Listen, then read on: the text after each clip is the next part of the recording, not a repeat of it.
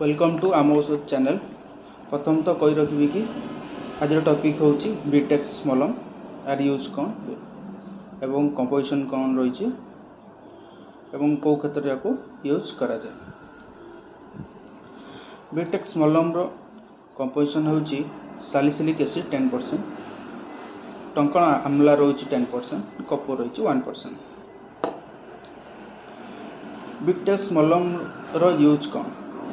B-TEX मलम को eczema क्षेत्र में ringworm, itches and cold cracks, pimples क्षेत्र में यूज करा जाए। कोल्ड क्रैक्स मीन्स हूँ ठंडा दिन जो गोड़ फाटिबा कि ओठ फाटिबा।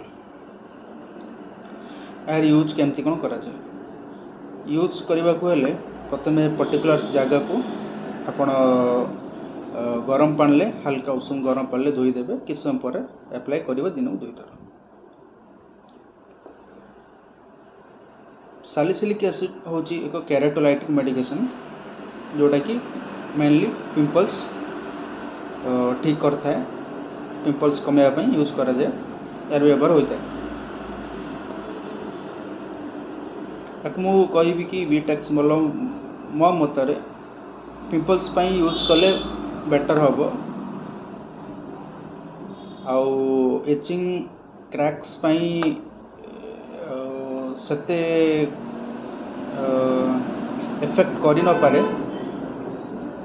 बाकी एटा इरिटेशन फ्री रोची, जलापोड़ा करियो नै। एप्लाई कर सारा पर जलापोड़ा करियो नै।